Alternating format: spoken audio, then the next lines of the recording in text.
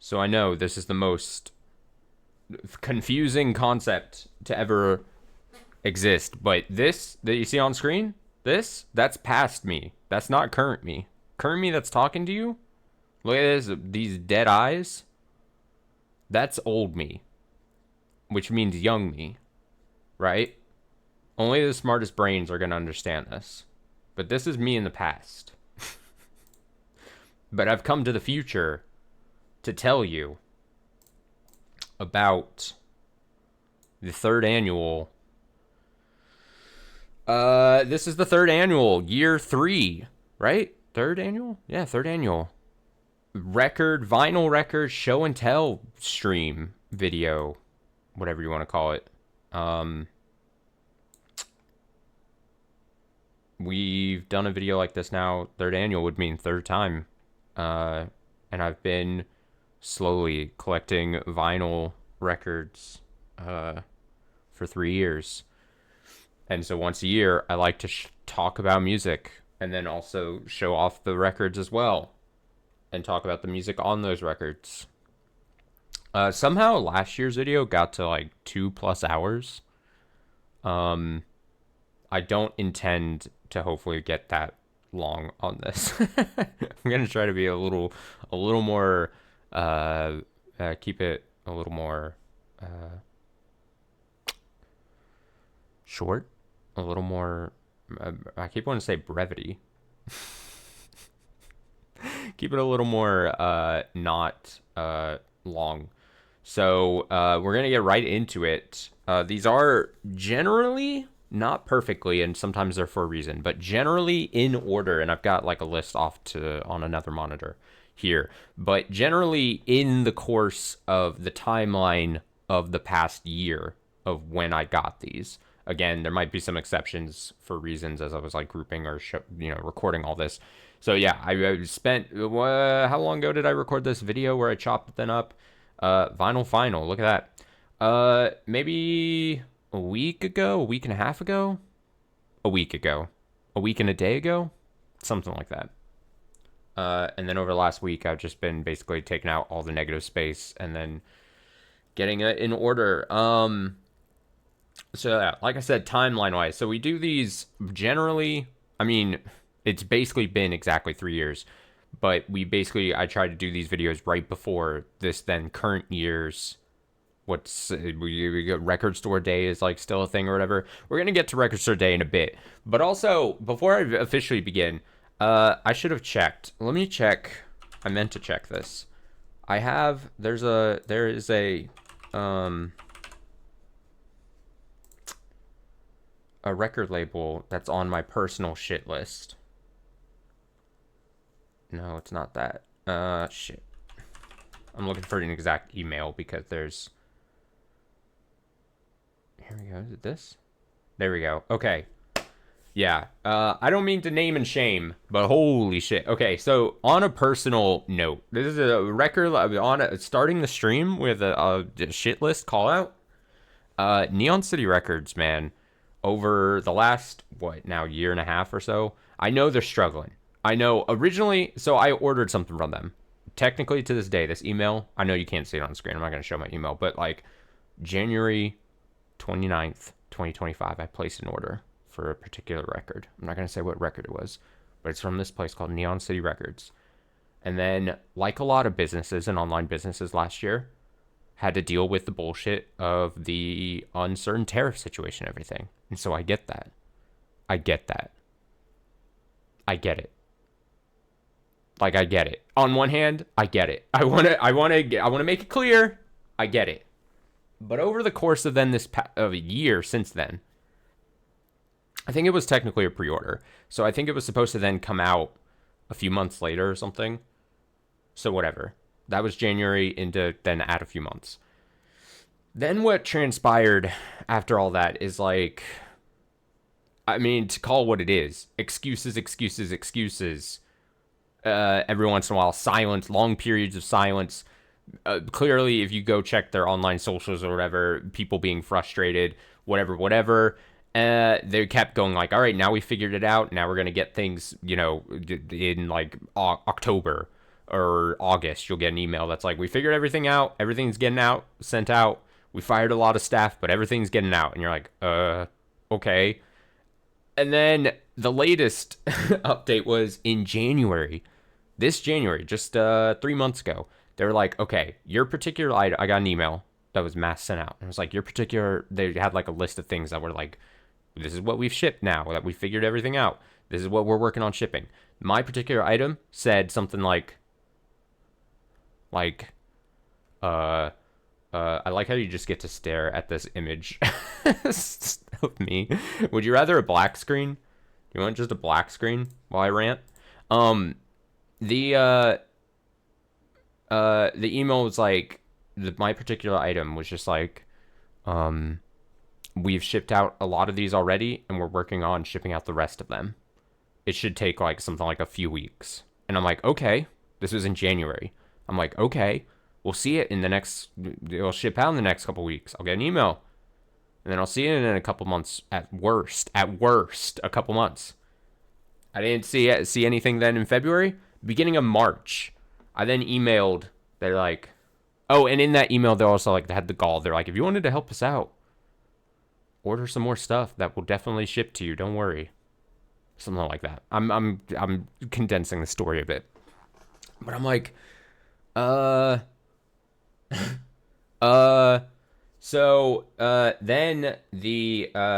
in March, beginning of March, I emailed them and I'm like, hey, we were told like this was getting shipped out in the next couple weeks. And I forgot their exact response. Let me see if I can find it. Because I've got receipts now at this point. That's how much I'm upset. There have been some delays due to the high backlog caused by the tariff issue. We'll ship your order as soon as possible. That's basically all it says. I'm condensing it. I don't know. All I'm saying is Neon City Records, you're on my shit list. I get it. It's easy and probably is to blame the tariff issue from, a long time ago.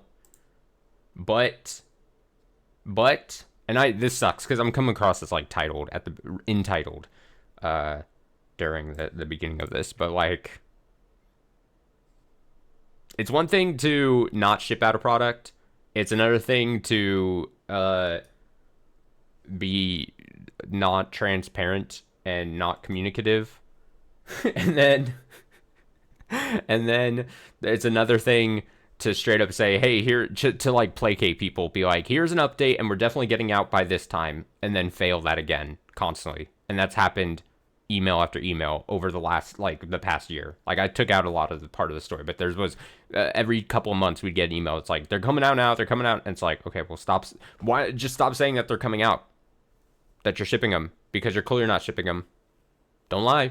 There's layers to it, right? Peel the onion. Peel the onion. First layer of the onion. Don't lie about the shipping date. Don't send emails that don't say much. Don't lie on the emails. Whatever.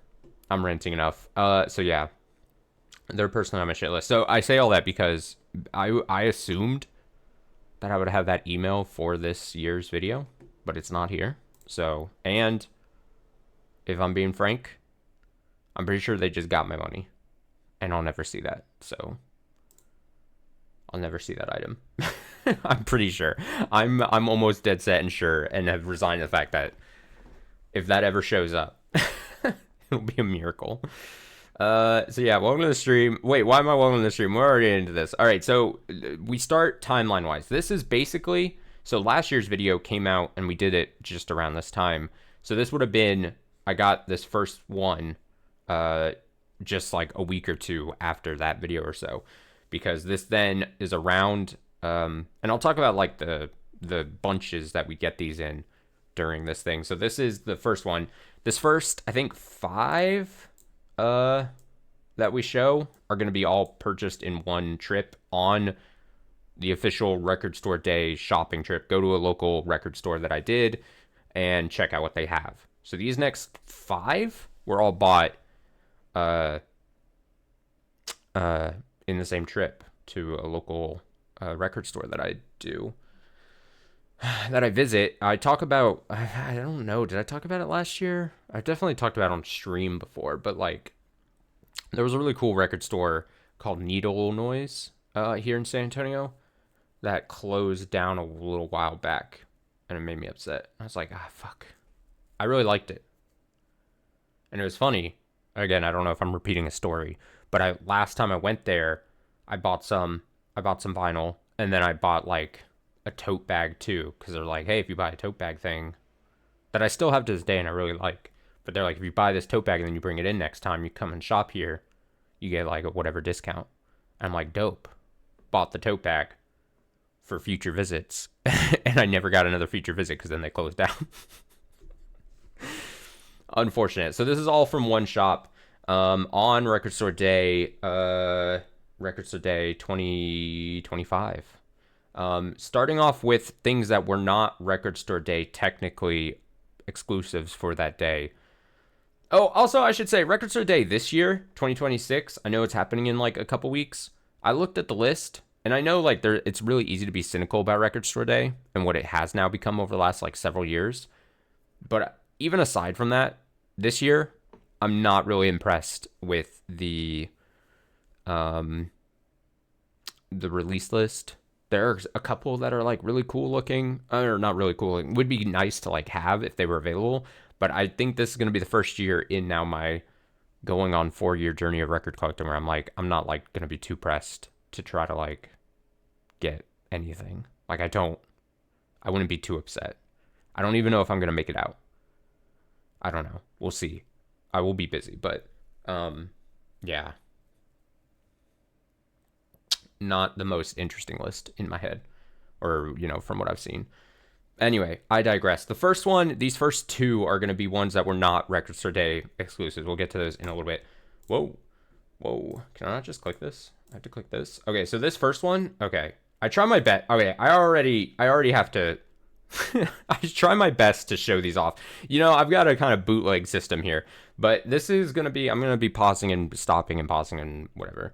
This is Thundercats' Golden Age, the Golden Age of Apocalypse, which was, so again, to the uninitiated, and again, cynically, there's a second Record Store Day, technically, that they do, and it's like a Black Friday one, which is lesser known, but what they do is like a Black Friday, some not as popular as like official Record Store Day, but then they do some like other pressings that then later in the year for Black Friday after Thanksgiving. And I think this was released as one of those releases years ago. This was a 10-year anniversary pressing of it. And I like Black Friday. I like Thundercat well enough. And I just thought this pressing and album is really cool. Have definitely listened to it now a bit. I think I technically bought it used. But I'm gonna try to show it off. I think try to show it off here on the camera. That middle thing where it's like the Thundercat symbol, it kind of has that. Here we go. Paused it well. It kind of has like, if you look at it, like a visual like 3D effect to it when you look into it. So it's really cool. Obviously the gold is really nice. But yeah, this is a 10-year anniversary pressing of this album. So an older Thundercat album. Look how nice it looks. You can see the reflection of things. Oh, what's that on my? What's that up on my upper TV monitor? Who knows? Let's see. And then I open up. Oh, there we go. Take out the thing. So again, I try to show off most of the packages. You'll see like sometimes I cut some corners, and maybe I'll explain why, when we get to it, if I remember reason. But here's the outer thing. Again, red. So we had gold on the outside and then big old red thing. And then there's the actual record itself. So nice color scheme kind of thing going on. Look how red it is. Oh, so red. And then the second one that was not Record Store Day. I think it's easy to clown on Glass Animals. This was actually, it was a really cheap find amongst all the other things that I bought that day at the local store.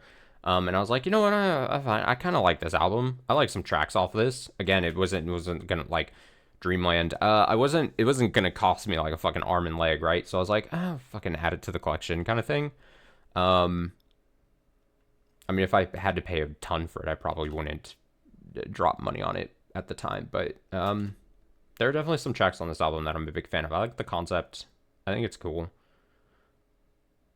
Also, you're going to see multiple times. I'm just going to bring it up because I caught it right there. You're going to see my eyes shifting up to the TV monitor that's up because while I was recording all this, I was also multitasking.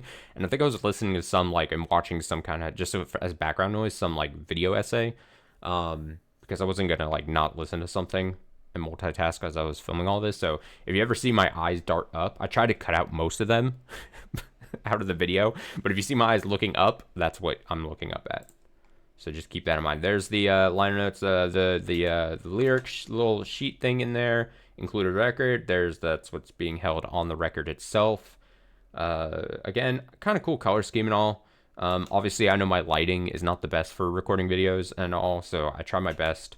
But nice, what do you call that? An opaque blue, just kind of all a cool package color scheme wise, in my opinion.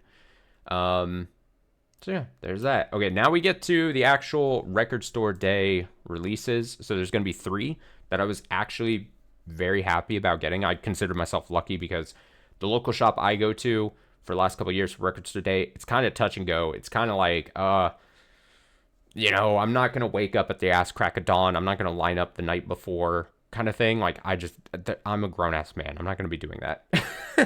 So, like, I'm going to go, I think I went, you know, late morning to try to see what they had. And I was, you know, if there was something I was dying to have, I was going to see what the prices are on, like, a resale market, you know, Discogs or whatever. That's generally, because, like I said, I'm too old to be trying too hard, almost at some point. So this is one of 3 that was released last year for Record Store Day. This is Joywave anniversary pressing. I forgot that I clicked out. Anniversary pressing of How Do You Feel Now? Really good album. I'm always high on Joywave. I don't think they get enough credit. I think they're a really great band. Really fun tracks on this. Again, really cool pressing and package as far as because I think this was also a 10-year anniversary re-release. So I think an anniversary, some kind of, maybe 5, no. When did How Do You Feel Now come out originally? Probably 10 years ago, right? I want to say it was 10 years ago. Time is weird. I'm not just getting mixed with the Thundercat thing and thinking in my head. Whatever. So yeah, double LP here. I show off both colors. There's a yellow and a blue to coincide with the gatefold when you open that up. Highly recommend this album. Again, very interesting sounds, very great, some awesome tracks, some really fun, like I said, slightly experimental, slightly sounding tracks. Joy takes chances. I like it. I like them. Really, really interesting sounding lead singer. What's his name? Daniel, maybe? Why is the name Daniel in my head? This one, very, very, very happy to get. This is, obviously, if you know anything about me, I'm a diehard Gorillaz fan at this point. This was a release of the Apollo Theater live show they did. A really, really, at this point, famous live show. So much so that, God, I mean, I would... especially during, I'm like one of those freaks that falls asleep to noise, and I have watched their, on YouTube, like you can just find like either clips or the whole show sometimes of the whole, this whole live show, this whole show they did, where they basically played the whole of Demon Days, which again is my favorite Gorillaz album, the whole of the album for concert, and it was at the Apollo Theater. And they pressed it for vinyl. It's got, obviously, it sounds fucking amazing. The mixing on this record is really good. They really did some really nice work on it. It even has Shawn Ryder's very crazy, unhinged singing on Dare. If you don't know what I'm talking about, you should go watch it. You can find it easily on YouTube. Shawn Ryder just a fucking madman during Dare. And yeah, it's mixed so well. It's like one of those pressings for vinyl that just actually is like you could tell like care was done into it, and like I said, such cool pressing that they actually released it on vinyl. Just that whole show comes on this very blood red looking record. The insides are going to be the 4 band members because it's a double LP, so you got all 4 on there. I think I just show off the 2 because I don't bother pulling out the other one. And then this one, again, super shocked I was able to find this copy at the store because I think there was only like a few, like I say a few, but like I don't know what the number officially is. Something I could probably click into this. Let me see because I've got my cheat sheet thing here. But 1,000 copies. So I was like, okay, there's no way my little record shop is gonna have a copy of this, but it is Curaga Records sampler. So basically, Curaga Records is a record label, a label that does a lot of obviously like video game cover music. They release a lot of like generally if you find like online like a lot of those like lo-fi video game popular tracks. There's a good shot that comes from like Curaga Records, and so they did like this for Record Store Day, this sampler thing, which again, it's not just one game or anything. It's basically plucked from a bunch of different records of theirs. And I rewound because I wanted to show what I just thought was really cool. So, oh, it's blurry. Oh, it's blurry. Oh, it's blurry. Okay. So, so you can see in the artwork on this, it's really cool. It's like artworks from a lot of their other like records that they've put out, like album artworks, which I just think is a really cool detail. And yeah, like I said, if you're into generally like I keep wanting to say remakes, but like takes on different video game tracks, popular video game tracks. Generally, oh, I did hold it up close. Look at that. Again, my camera sucks, but yeah, I just think it's a really cool thing. Like I said, it's not like I wouldn't have been bummed if I didn't find this that day, because I'm like, oh, there's only, I mean, think about the whole world, just 1,000 copies. What are the chances my little local shop is gonna have this? But it was like the one only sitting there, and I'm not surprised other people weren't grabbing it. So I'm like, okay, well, I guess it's mine now. There was a little insert there. I think I showed that off. And then the record itself was just plain black, but still looks nice. And like I said, for something that didn't get a huge release or a huge pressing for a Record Store Day, I was kind of shocked that I was able to find it. Oh, look at me peering behind there like a weirdo. Like a straight up weirdo. Oh, I looked up at the screen. I'm gonna point out every time I look up at the screen I was watching the video essay. Now, what video essay was I watching? You'll never know.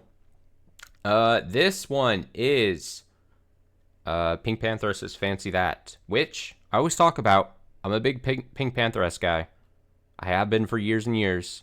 I always shout her out. Always will say, go check the other record videos too.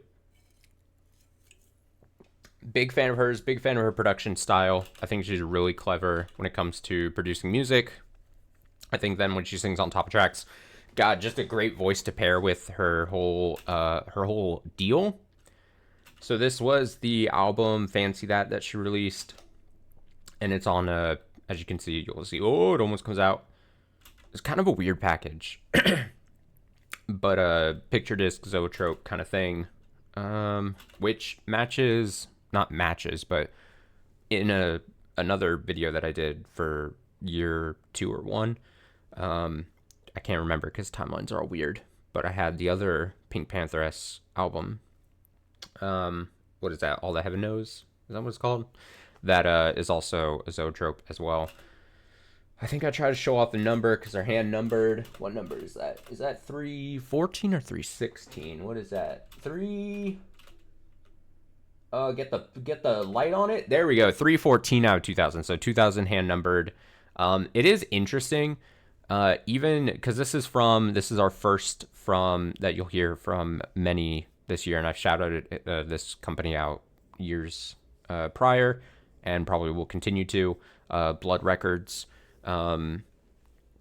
It's funny because that first album of Pink Pantheress that I got from Blood Records in year 2 or 1, it's such a difference because even like a matter of a couple years ago, like she wasn't as popular as she is now. And even it was only like a year or two ago where that album from Blood Records had an initial pressing of like a number pressing of like 8,000 or something, I think was the initial number. And then they had to scale back the number. And I had ordered it. But then they had to like cut that because it wasn't selling out. And then this one, I remember I jumped on it early because you got to like, for Blood Records, you got to kind of like just get in early. But like went super quick.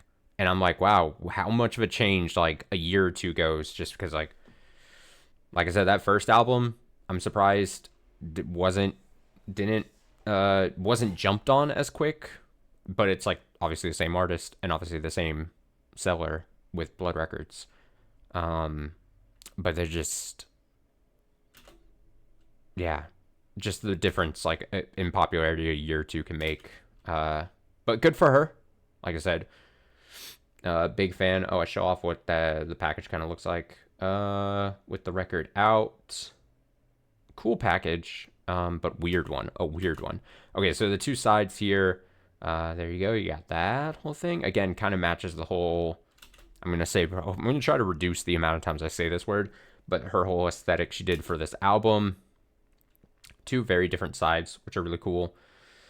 There I am peeking off from the side. Some cool pictures of her there in the middle as well. And then, yeah, obviously I can't show off the actual zoetrope effect in my hands, but you can imagine it spinning and then it being like an animated kind of thing. All right, this is Berry Topping, aka Epic, album called Epic. That's EPOCH. The Needs, which looks like it's a video game album, but it's not. It might as well, though, be for a video game that doesn't exist. But that's just because Berry Topping does do a lot of video game soundtracks. If you recall from my first year's video, one of the first vinyl records I had was of the Paradise Killer video game soundtrack. And he actually did the whole soundtrack for that game. And then this one, like I said, is really good. It released, I think, last year or 2 years ago, maybe 2024. Again, really good. It sounds like it could be from a video game, honestly, but it's just classic Berry Topping, city pop. That has some have vocals, some non-vocals, but just a really solid album. And again, really cool pressing. It's got, what do they call this kind of pressing? They call it like Coke bottle when you can like kind of see it's like an effect on it. I don't know. But nice, really cool. I'm holding the label upside down. I don't know if I correct that, but that's it. The A side, and it's called The Needs. Very cool blue turquoise.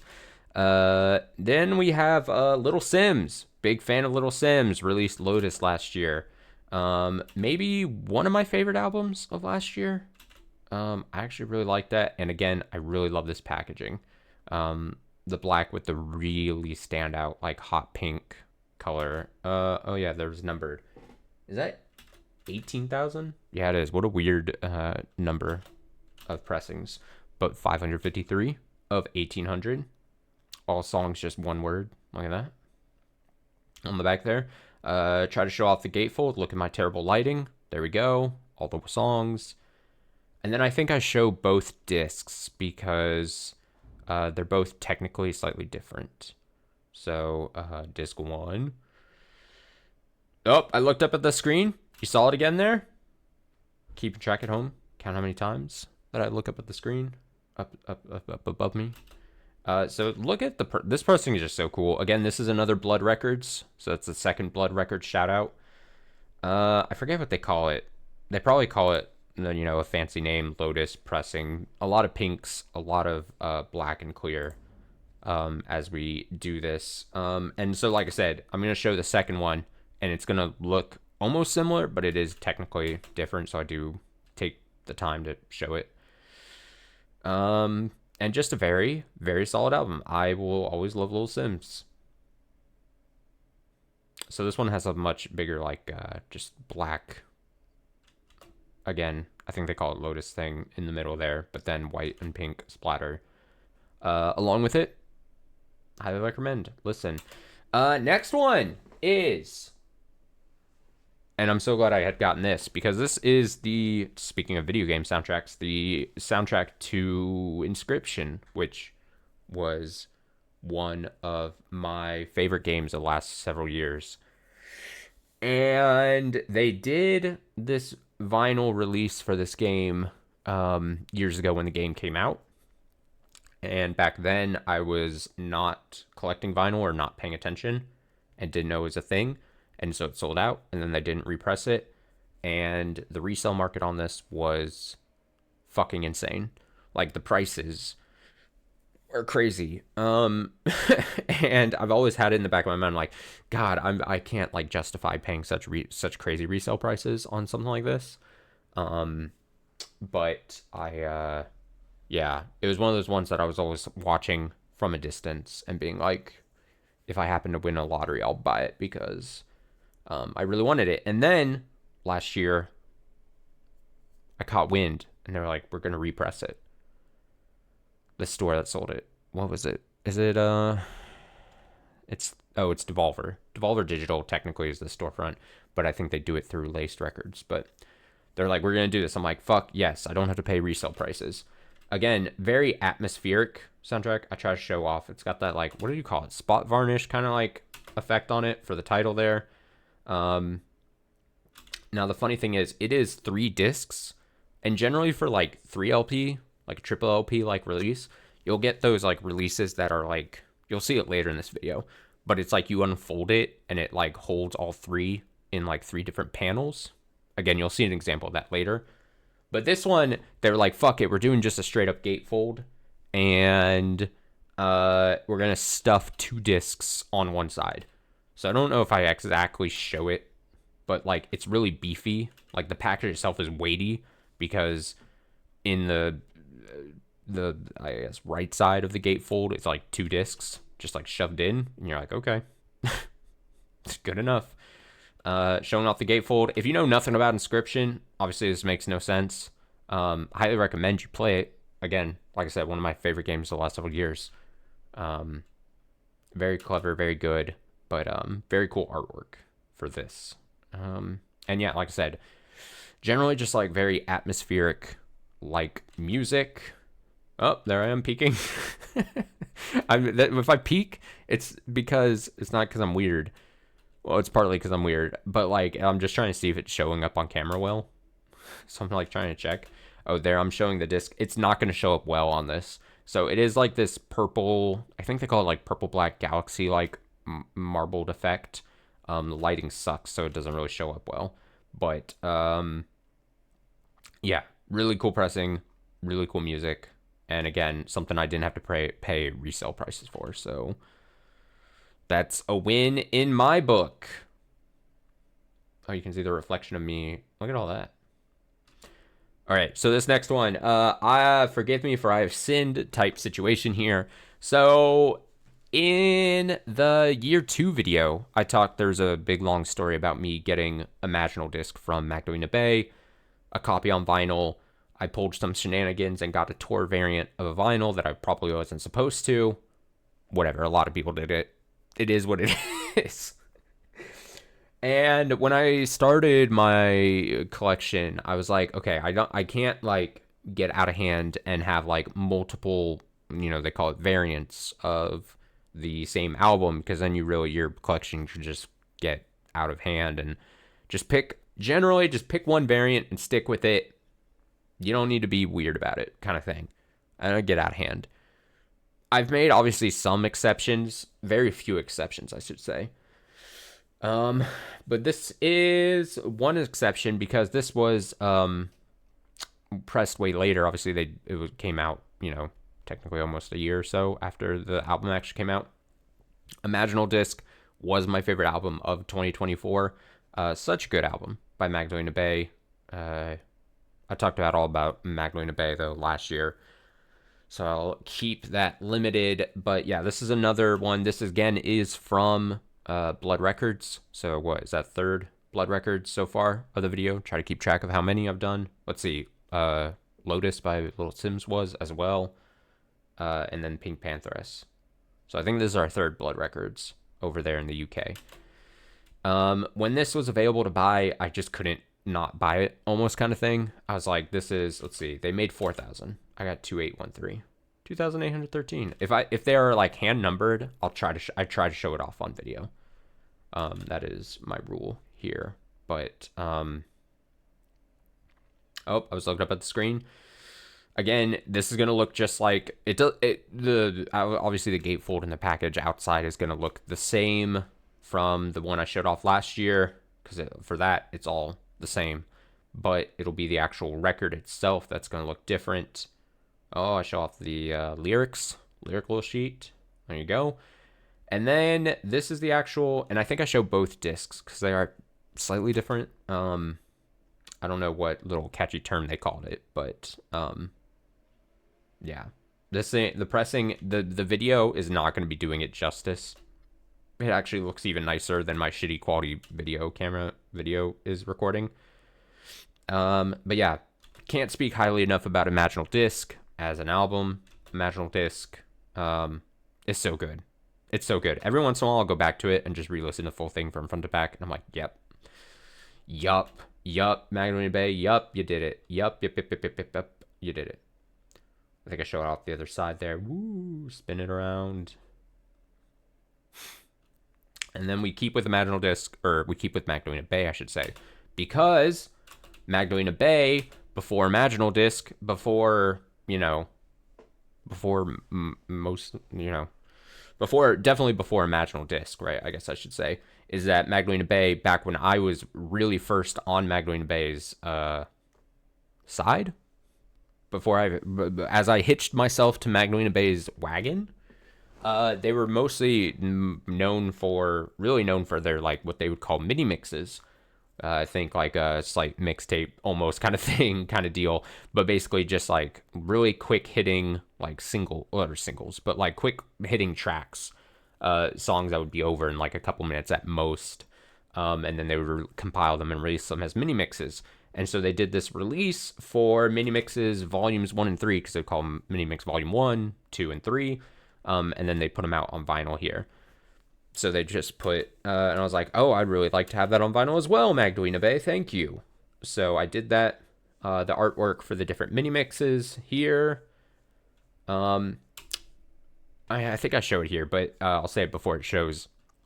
The color of the actual vinyl is so interesting. It's like one of those things that, like, it can look different 3 different ways. Like, if you just are holding it, it looks one way, and then if you put it down on like a thing, like once you put it on your, like, say your record player, it, like, because of the way it's like slightly translucent, it'll look a different way. And then if you hold it up to a window, it looks like completely different color. Like if you hold it up to like light, it looks like gray.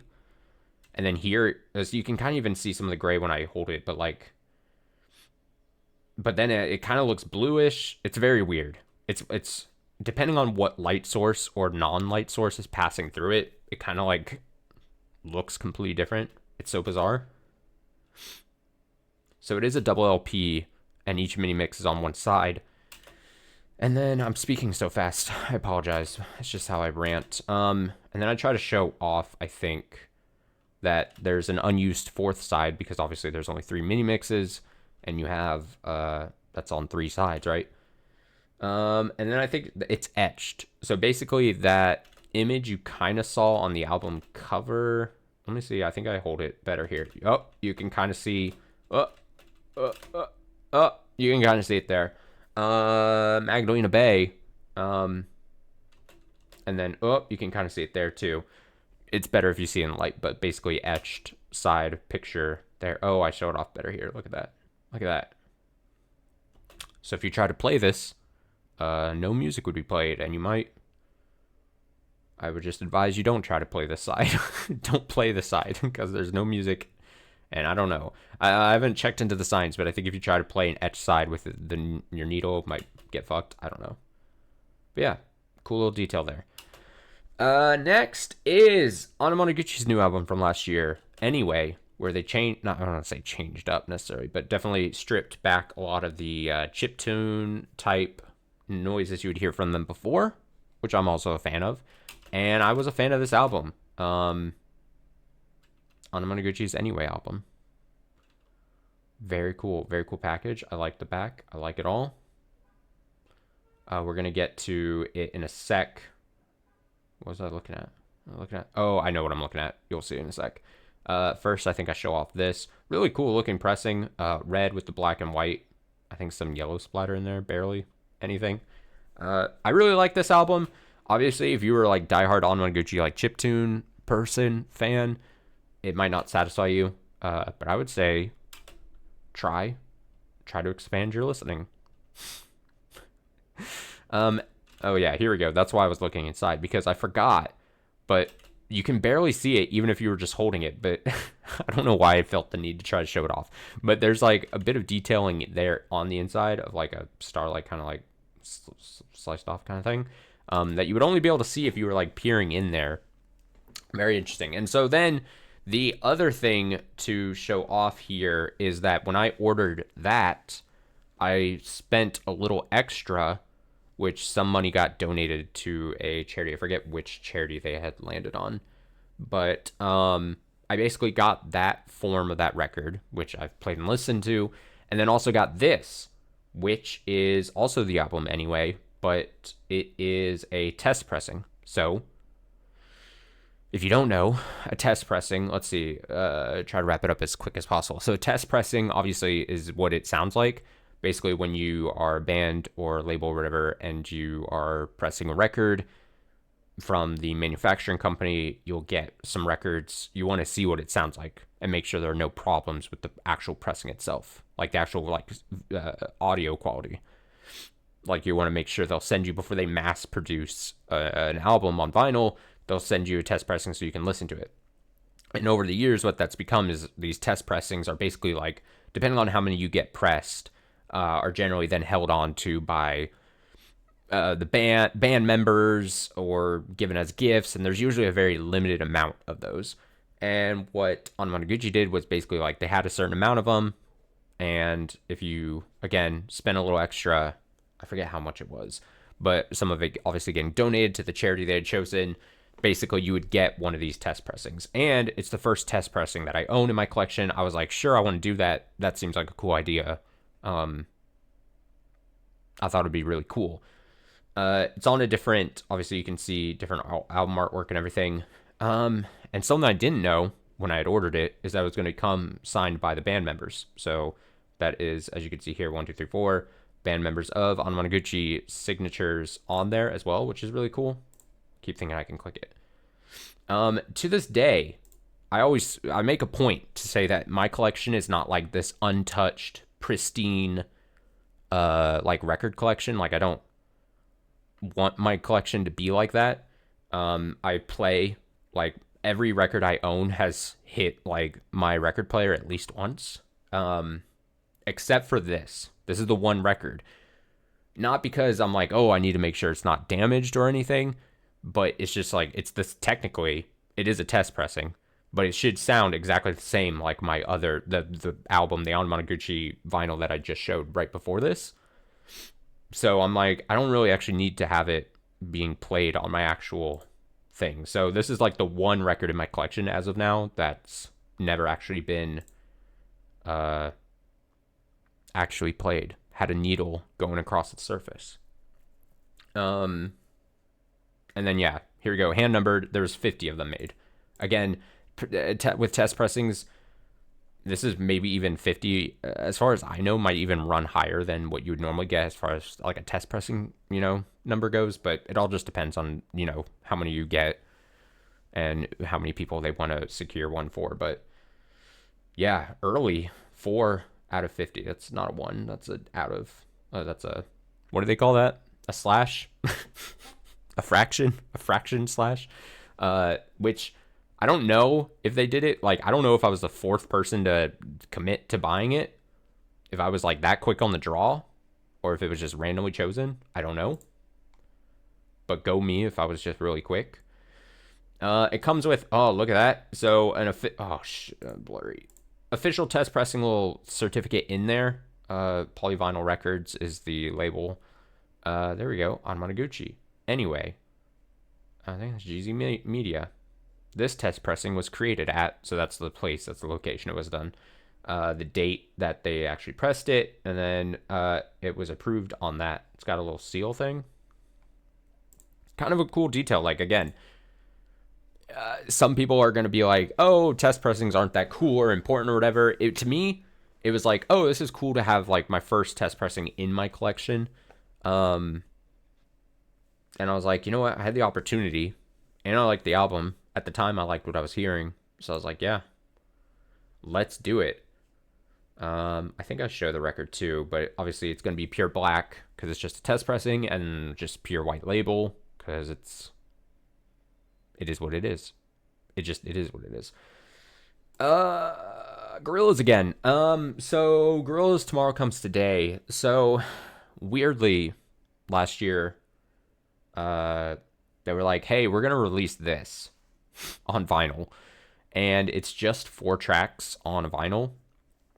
And originally, once they announced it, I was like, well, I don't want or need that because it's just songs that I have on other vinyl, other vinyl that I have of Gorillaz. And I think at the time when it was released, it was just being sold online as like, just through like the Gorillaz web store, which then I would have had to pay overseas shipping, and shipping in general. And I'm just like, it's not like a super expensive pressing or anything, but I was just like, I don't need it. But then I went to another local shop, vinyl shop, and I saw this available there. And I'm like, well, I could just, again, not expensive, and I wouldn't have to be paying shipping. It somehow found its way to this local shop, and I was like, okay, well, I'll jump on it. So it's really cool. You'll see it. The biggest thing, there's 4 tracks on it. The most interesting thing is that, and I think do I show this closer? Probably not. So it has 4 different tracks on it, early Gorillaz tracks. And it has Latin Simone. And the interesting thing is that it is the English version of Latin Simone, which had not been pressed and like you could find online. But the original Latin Simone is not in English. But this one, they were like, hey, to make this basically special, they're like, we're going to press the English Latin Simone onto it. So really cool. I don't want to say novelty, but a cool thing to just have as far as what's available. I do like the pressing itself. It looks nice, but like I said, I was not at the time going to order this from an overseas store and pay like a ridiculous shipping amount just for it. So the fact that it was at a shop, I was like, okay, yeah, I'll pick that up then. I'm totally fine with that. Let's see. Oh, yeah, fucking Charlie's. Seminal, How I'm Feeling Now. Very cool album. COVID era album, right? Yeah, that would be, yeah, she released it. It was the project she was doing during COVID lockdown time, which crazy to think about. But I think then that would make this a 5-year anniversary repressing that she did of it last year. Big fan of the album. I always talk about I'm a big Charlie fan, even prior to Brat years and all that.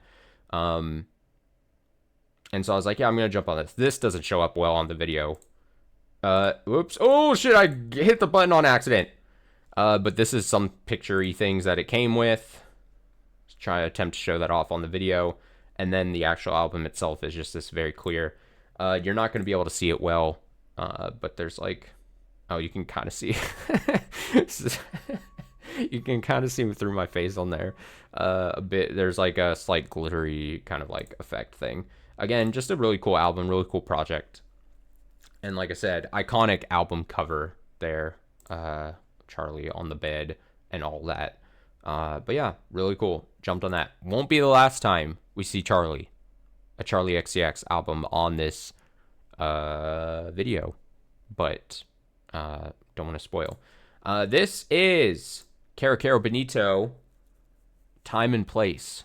And I think, unless I'm forgetting something, I think this, for my collection for Caro Caro Bonito vinyl, completes all the studio albums I have for Caro Caro Bonito that they've released.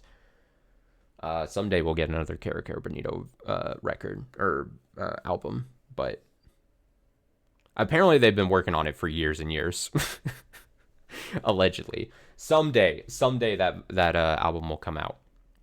But I think Time and Place was the one studio album I was missing. There might be a couple like weird random one-off Caro Benito like vinyl or albums or like little small things that I technically don't have that they've done like little small releases for, and I'm not gonna like break my back to try to get or anything.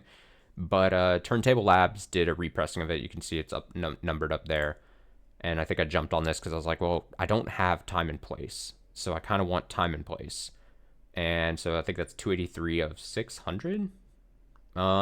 Really cool early Caro Benito sound. Time and Place earlier there in the timeline.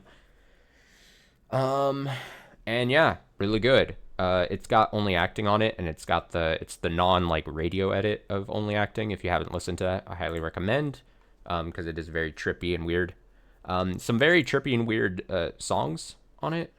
Highly recommend Caro Benito in general. Obviously, I'm a fan. I like this pressing. It looks like, yeah. I'm gonna explain that. So the pressing is like this nice purple and blue thing. You can see it looks like I about to like smooch the album or the vinyl. Look at this. When I put it, it looks like I'm.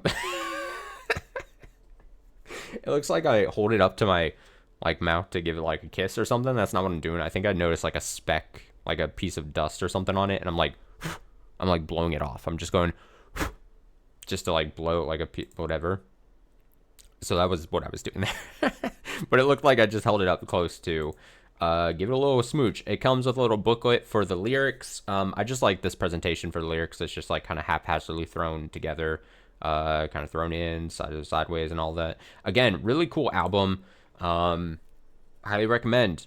Like I said, I think I'm repeating myself here, but highly recommend Caro Benito in general. The different albums that they've released, I don't want to say sound drastically different, but from project to project, you can really get like very different overall vibes. And like I said, this is why I'm very excited for the next album, because I want to know what they're doing, especially with like Sarah has been doing a lot of like solo stuff over the last few years, both like in the DJing side and then like her Cry a Lot project. I think I did a DJ Cry a Lot like album last year and stuff like that. I'm just curious to see what they sound like and what this new album's vibe and direction is gonna go.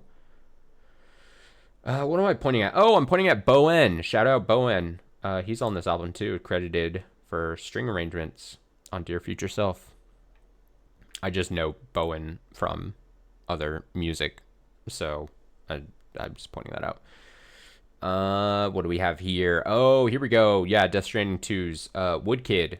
The album Woodkid did for Death Stranding 2, which was my favorite video game of last year. And then finally got this package after the game had come out. I had ordered it prior, and then it came out later. A very cool packaging, and a really good album. Really good music from Woodkid for the whole of Death Stranding 2. There's that. It's kind of weird because it's like, it's not a box technically. It's not like a box set, like that outer thing you saw there. Kind of just loosely holds things. And then you got this. And so there's a couple of these, this outer thing you can see here. And then you pull another thing out. It's almost, there's like an extra layer. Usually with like vinyl, like think of a gatefold. You open the gatefold and then you pull out like a thing that'll have like the vinyl in it. This had like an extra layer. So you're like doing like another step to get to the actual thing. So you pull out another thing, which then houses the actual vinyl. So you got like 3 layers, 4 layers. I don't know how you count it. But there we go. Showing that off. I think I just take it out here. I think I'm holding it upside down. I guess it depends on how you look at it, right? I don't know. Was it upside down? Do they split it? No, I think I'm just, I don't know how to read. I don't think it was upside down. And then the vinyls are just completely clear, like very clear. Like the Charlie XCX album from earlier was clear and see-through. This is like very clear and see-through. Like this is just straight up. Again, I like the Death Stranding label. I just like the aesthetic of the package. Really cool. And we'll see more Death Stranding stuff here in a sec. Because just like I had the original game, Death Stranding, I had some vinyl that I showed off in year 2 or 1. But just like that one, they released 3 different like vinyl like type of packages for the music. Because when you think of, and this might get confusing and I might not explain it well, but just like in a movie, right? There's like music made for the game that has like lyrics, and stuff like that. So that would be like the wood thing I just shown. And then there's like a score. So then there's like atmospheric music that's made for the game, and that's its own thing as well. So that would be a second thing, which we'll show off here in a sec. And then there's a third vinyl thing for Death Stranding 2, which is like licensed songs that were in Death Stranding 2 that I didn't get. Because I was like, I don't need it. I limited myself slightly, and I was like, I don't need that much from Death Stranding 2. So I limited myself, and I got 2 of the 3. You'll see the second one shortly. This one is I don't know. I got this one only just recently, but for some reason I was like, since I did the Death Stranding one, I was like, I think with how I have everything stored, I think I was just next to this one, so I just thought of plugging this. But this is like the first major departure timeline wise, where this was actually like very recent, but I just stuck it with the Death Stranding stuff I did. So this is now potentially, it's kind of cheating because it's a big box set, but maybe is maybe the most valuable as far as just monetary wise thing in my record collection. Although I think they're repressing it, so that value is probably going to go down. Not like I actually care, but yeah, I think they are repressing that, so don't pay ridiculous resale prices for something like this. But they had this available for ordering just for a very short time last year, and I jumped on it at the time because I was really into the music in Clair Obscur. So this is a huge box set. I think there's 6 LPs, nice gold little like foil package on their thing on the front.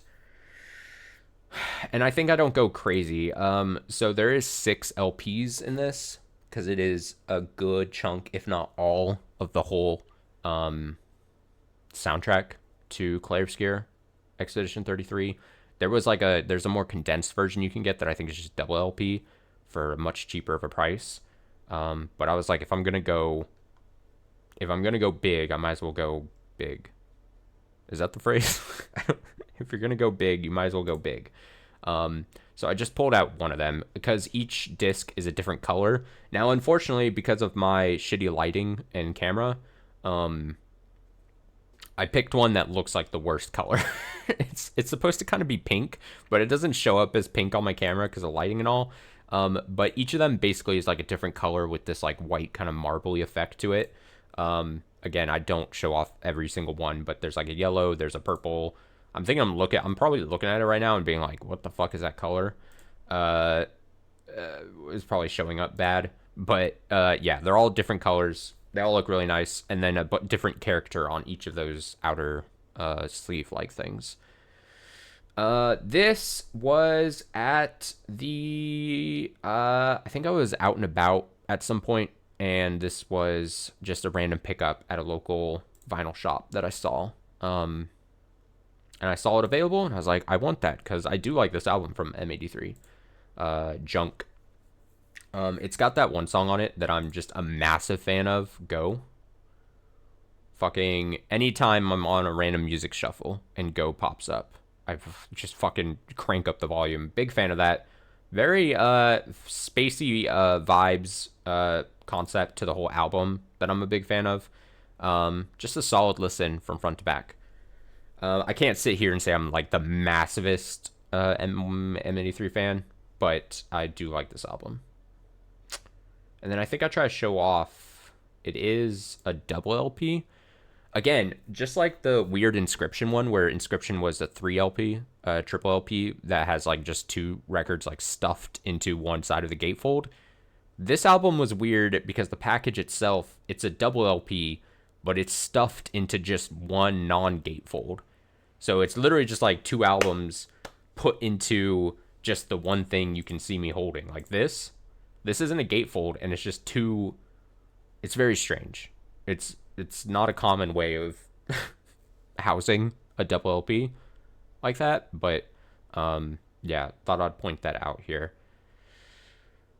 And I said we wouldn't get to 2 hours here in this video, and I see that we're not even halfway through, and I'm about to hit. I'm like at 1 hour, so I'm failing. I've been yapping constantly nonstop for almost an hour, and we probably have like another hour. Jesus.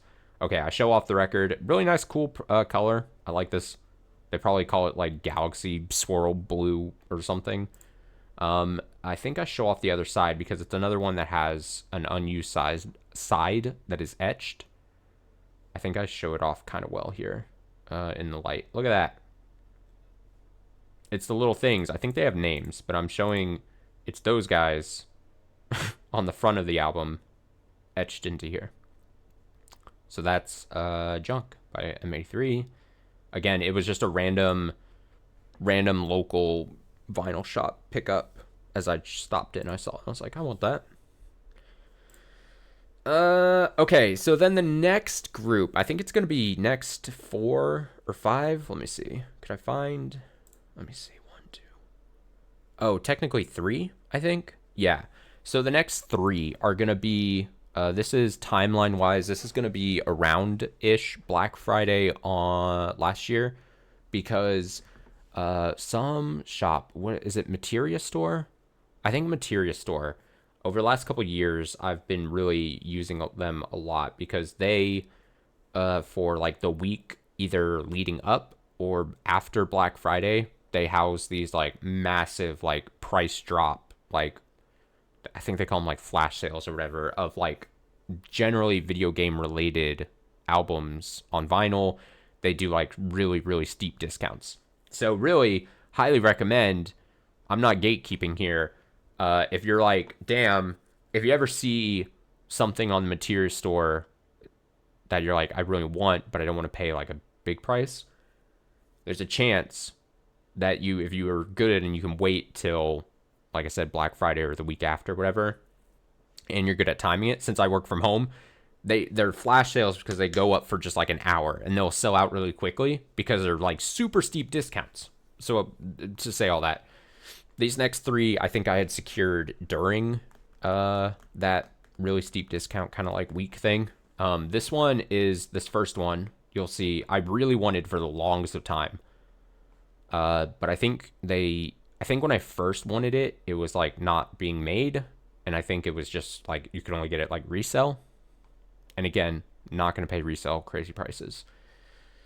This is like orchestral covers of gold and silver Pokemon music, which you'll see why it's gold and silver here. Just a really cool package. You'll see when I open it up. I really love it. It's the map of Johto, and it's got the badges that have nice little like foil effects on them. It's just a really pretty package. I think I try to show off the... It's a double LP. The gold, and then the other one is silver, but the records themselves are just half black, half white, which also looks really cool, kind of like Pokeball like pressings. I think I try to show off. This is supposed to look silver, but again, my lighting kind of sucks, so that's just what it is.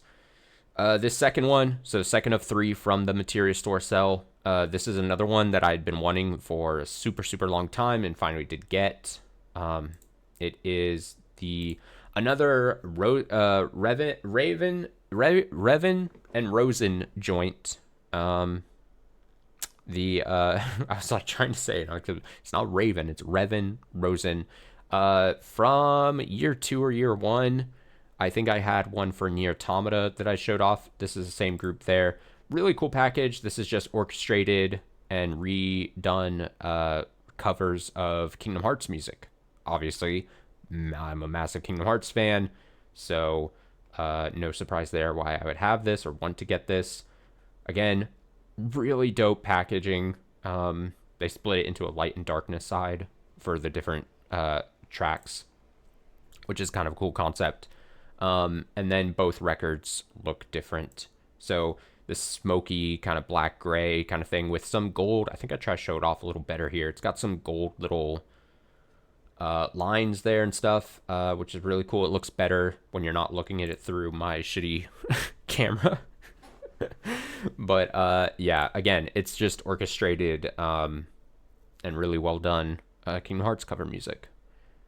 Why is the lighting changed completely? I might have turned on or turned, I don't know why the lighting here is drastically different. What did I do there? I don't know.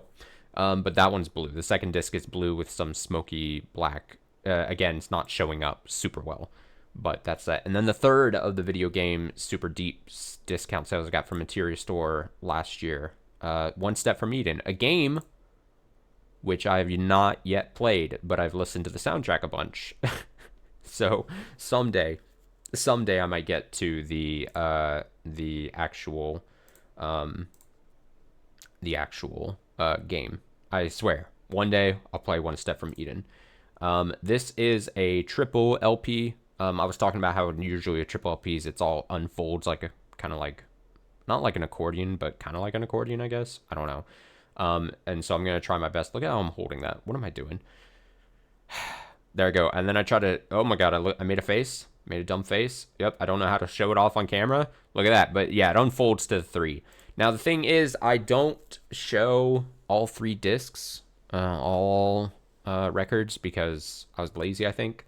But basically, I show the middle one, so this disc number 2, because basically, if you can imagine, disc 1 is all just one color, and then disc 3 is all the other color, and then disc 2 is going to be the split that you see here. So basically, just imagine the other discs being the other solid colors of this. But yeah, like I said, really cool music, really cool game soundtrack. I'll play the game at some point in my life, I'm sure. Oh, it looked like I gave the album a smooch again. But I swear, I don't kiss vinyl records. I think I'm just blowing off a little speck of dust or something on it. Here I go. Wait. There it goes. I mistimed.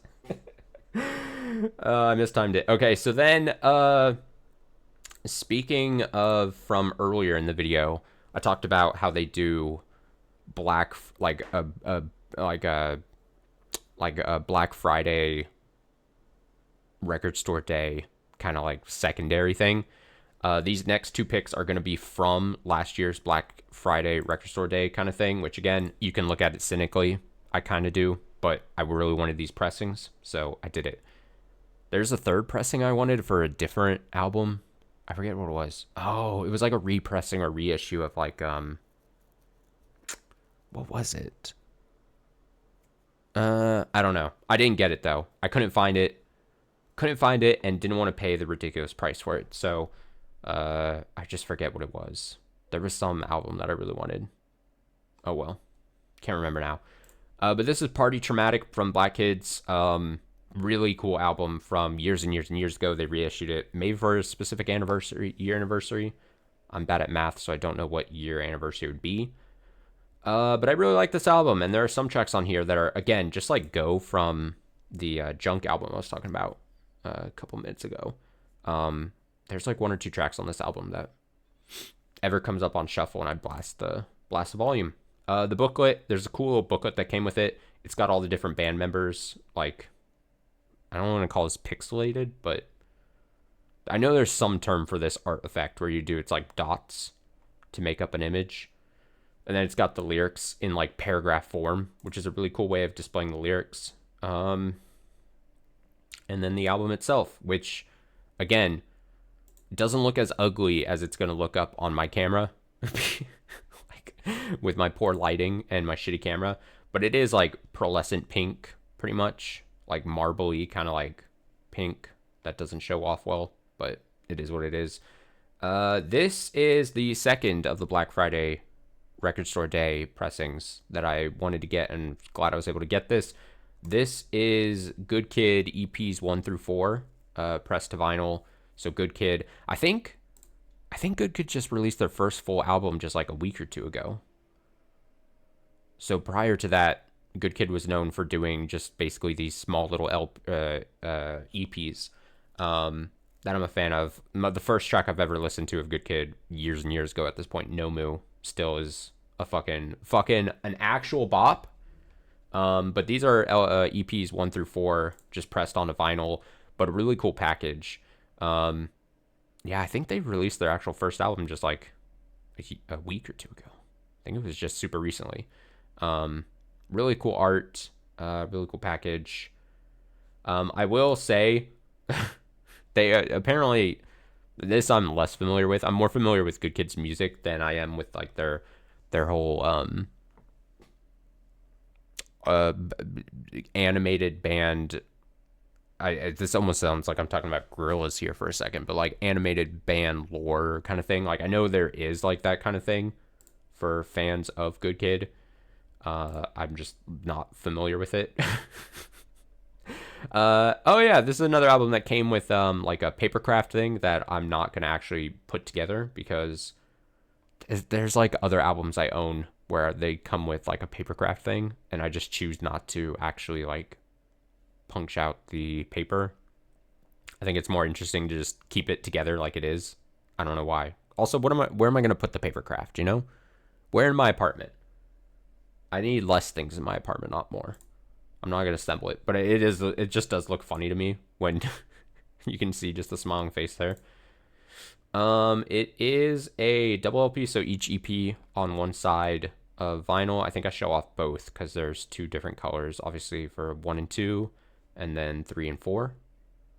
They are just numbered 1, 2, 3, and 4. The EPs, Good Kid EPs. So there's those, and then the other thing, again, really cool package. It comes with this really decently thick, like glossy paper art book. So again, I'm not the biggest like Good Kid, you know.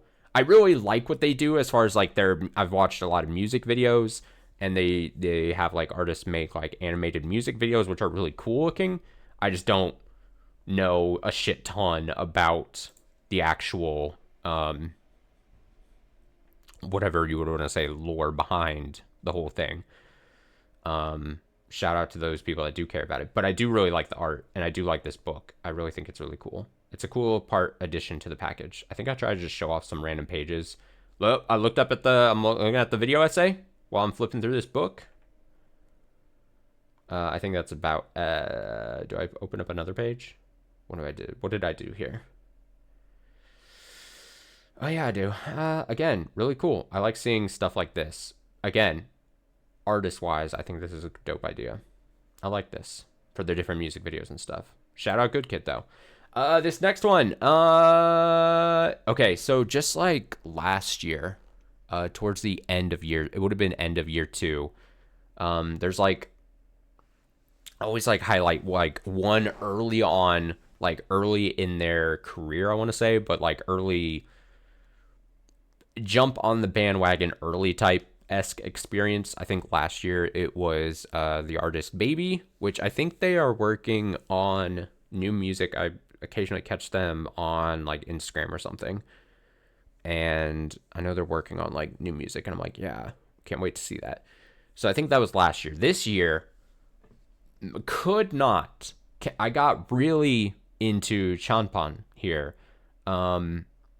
Cannot say enough about them.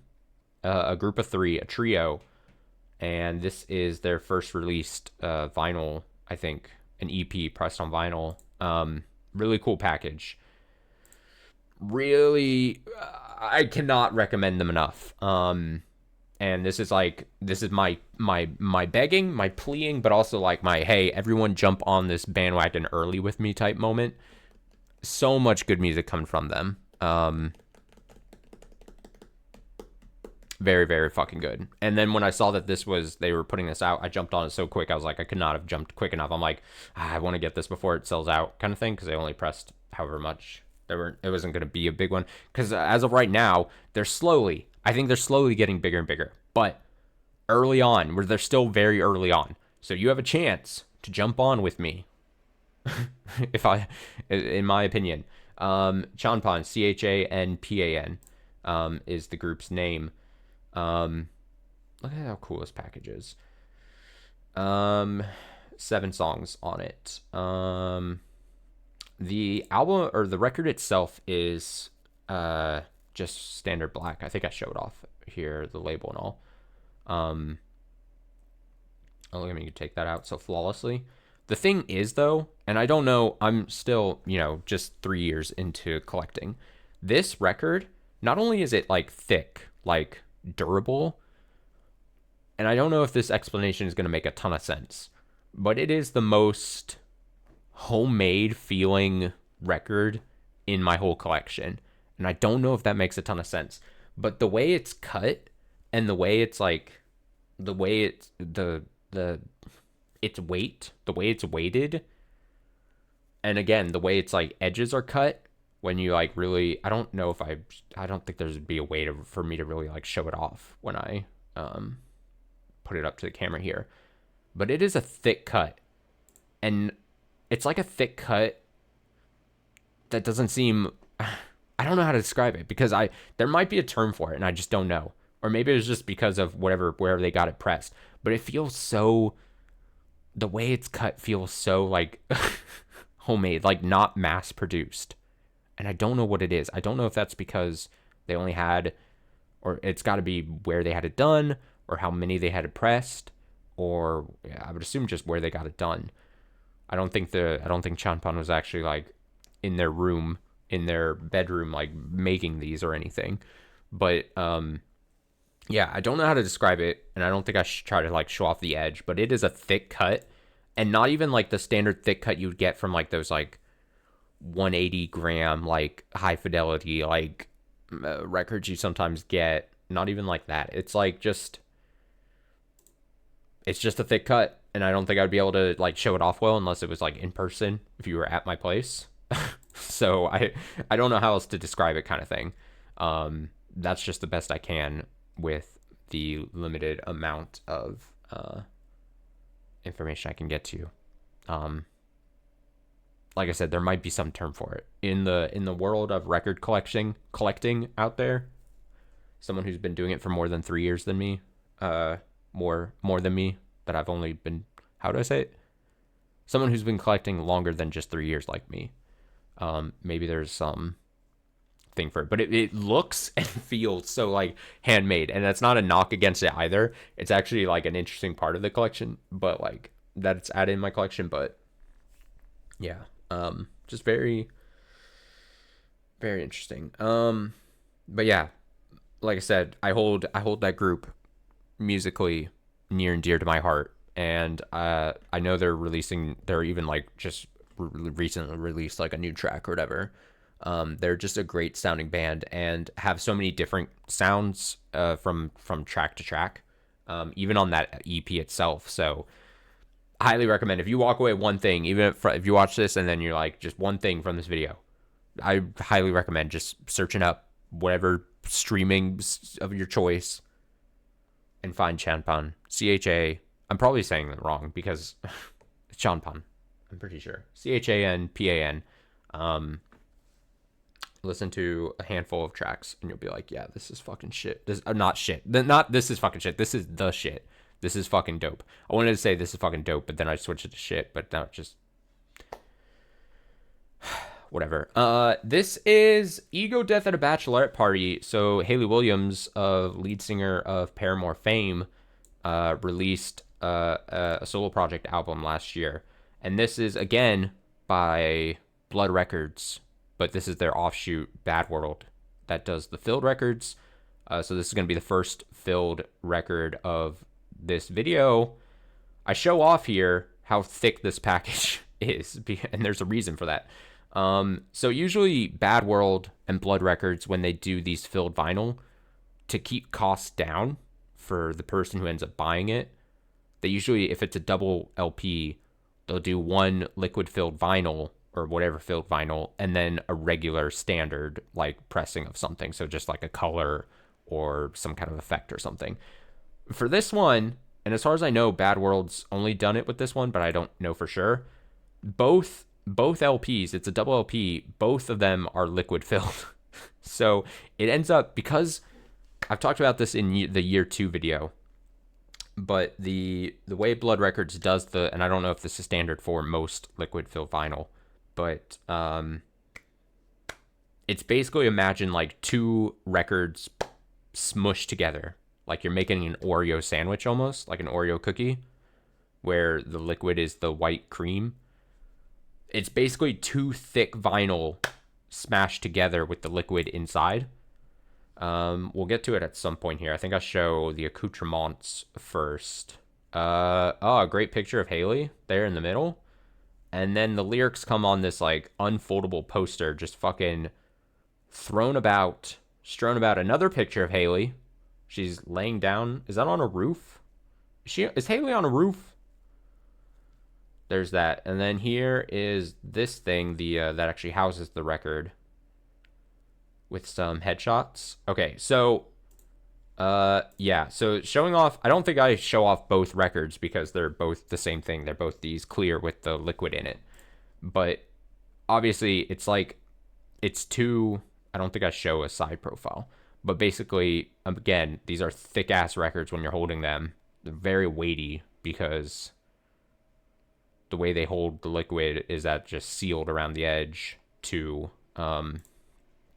two records. I keep clapping, but like smushed together. Again, I think I go more into detail last year, because last year was when I had a couple of these filled vinyl, and it was like when I had first started collecting those from Bad World. This one is gonna need a second screen experience, because so this one spoiler, I don't even take out of the outer plastic sleeve I use, and there's a reason for that. So this is the soundtrack to Wuthering Heights, from that released movie and this was done by Charlie XCX as well. So I have opened this as a package, but this is my shitty rebowing job. So we'll see it. Also, I have secondary pictures to pull up here from before I opened it, or when I opened this thing. So this was the soundtrack to Wuthering Heights, the movie that came out recently. This is scored by Charlie XCX, or done by Charlie XCX, I should say. And this package is just all over the place. Just all over the place. And so what you see in the video, I don't even take it out of this outer plastic that I then re-put it in, because it was a pain in the ass even just to put it in there because of the bow. There's like this bow thing wrapped around it. I didn't even know how to tie. I don't know how to tie a bow well. Bow tying. I'm not a Boy Scout. I didn't get my bow tying badge as a kid.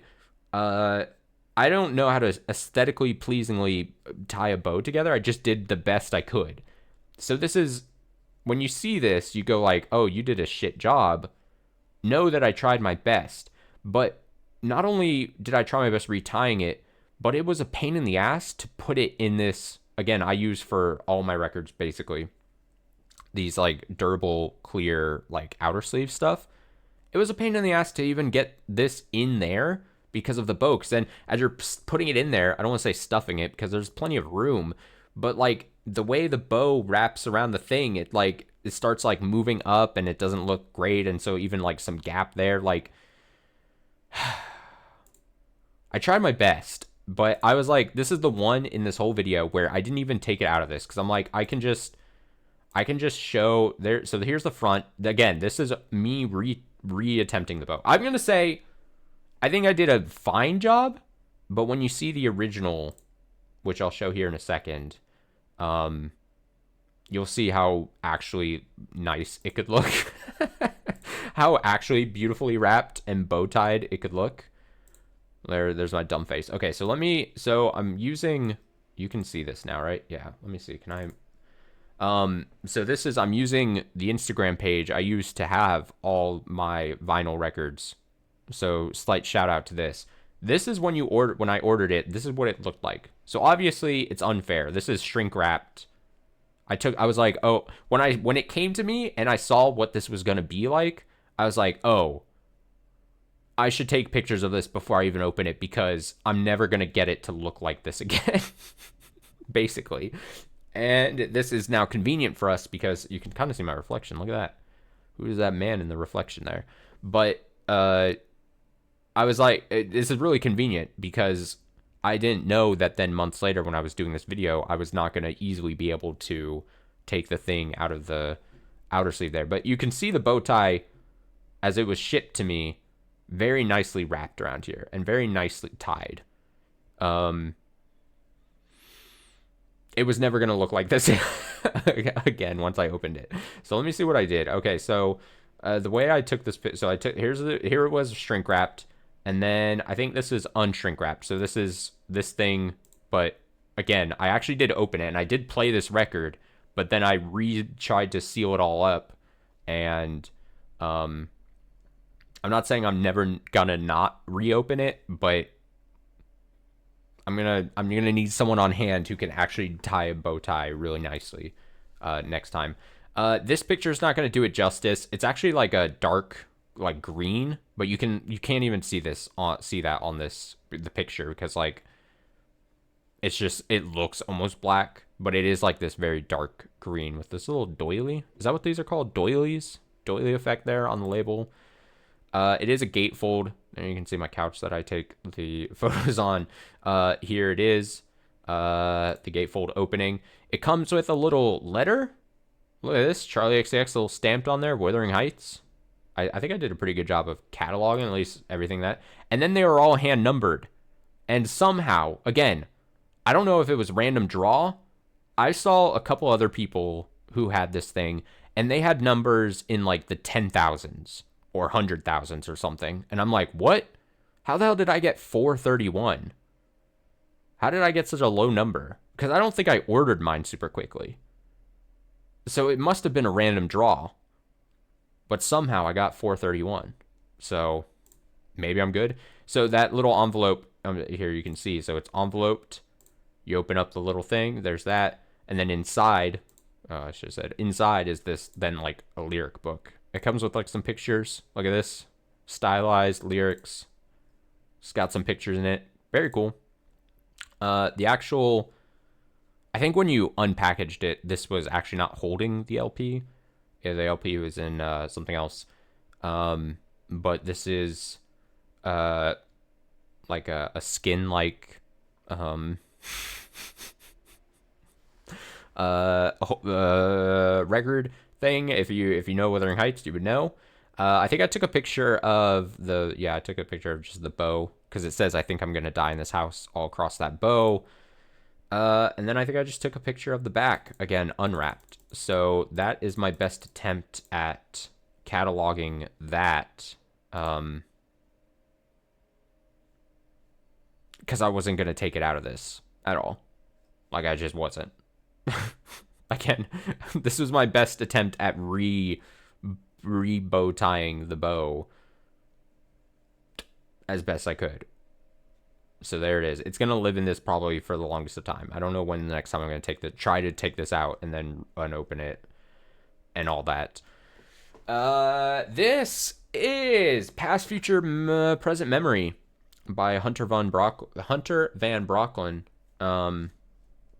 So I was unfamiliar with the music of Hunter Van Brocklin, but an online artist I follow and have been following for years now, or a hack, one day last year or something, she was like, hey, I had the chance and got commissioned to do like the artwork for this album that you see here.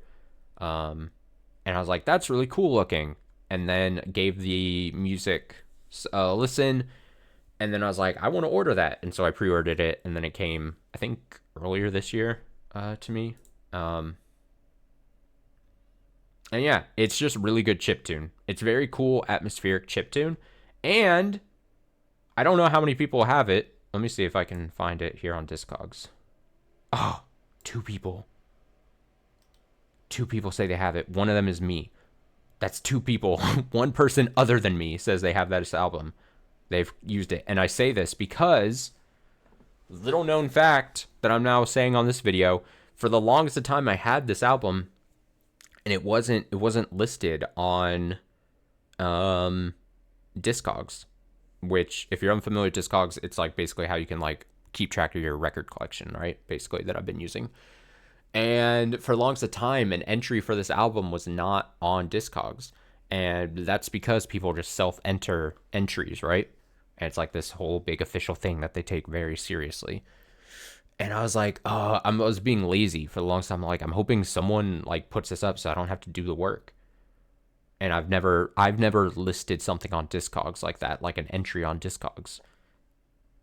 And so I was waiting and waiting for someone to actually put it up, but no one was doing it. So I took the plunge and I did it. So if you look up this album on Discogs, Hunter Van Brocklin, Past, Future, Present Memory, those are my pictures. Like I can show. Let me get rid of this. These are my pictures. These are my pictures, and I made this entry. I did as best I did, and these are the same pictures you would see on the Instagram that I was kind of just showing off for that other album. But I thought I did this as best I could. And I did all the listing on here. I did the track list and the credits and the notes. Like, I did this. I took the plunge. And I did that. Which I was very nervous about doing, because you're like, it's a very official thing. And if you're submitting like information and pictures to Discogs, there's like all these warnings and things like, if this is your first time, make sure you follow the step-by-step guide exactly, because we care really deeply about it. And so no one else was wanting to do this. And so I was like, fine, I'll do it. And I sat down one time, used my own pictures, and just like, so this picture, just like as my picture from my Instagrams too, that I do for things. And then these pictures I did separately. But these two, you'd see like on my Instagram where I show everything. I think you'd get this as well. But yeah, little Easter egg there. My entry I did on Discogs is this, because no one else was putting it up. Again, maybe for reasons, because, you know, it's a limited release, limited people picking this up or whatever. But for the longest of time, I was like, no one else is putting this up there. And it was bothering me. Like, my OCD was like firing off, because I'm like, I can't list this on Discogs because no one else is putting up an official listing on Disc. And finally, I was like, you know what? I'll just fucking do it. So yeah, again, atmospheric chiptune for this album. Very cool. Oh, another thing I wanted to say, and I showed it off here. It reminded me because I was showing it off. I thought when I got this in the mail, again, this is like almost going back to the Chanpan album. I thought there was this, it's like perfectly reflective. You can barely see any grooves on this. I thought when I first opened this up and before I played it, I thought there was like a mistake in the pressing, because you can't see like grooves. Like normally, I don't know, if you like look at a vinyl record, you see grooves, and that's what plays the music, right? When the needle passes over that. You don't see those at all on here, and I don't know what it is. And I don't know the magic or sorcery that causes that to happen, but I literally thought there was like a mistake, and I somehow got an album or a record that had like no music pressed on it. I was actually like weirdly nervous to like play it, because I'm like, I'm gonna find out that something happened. But no, it's just like, I don't know if it's coming across on the video well, and I try to show it off here as best I can, and that's why I hold it so close, is because when I first got this, you can't, it's like almost perfectly reflective. You can't like see. I turn it, I even try, like you can see, I even try to like show off, but it does play music. So I don't know what it is. I don't know, again, I don't know what sorcery, I don't know what happened. I don't know why it's different than literally every other record I own. Again, someone smarter than me or someone who's been collecting longer than I have probably has it.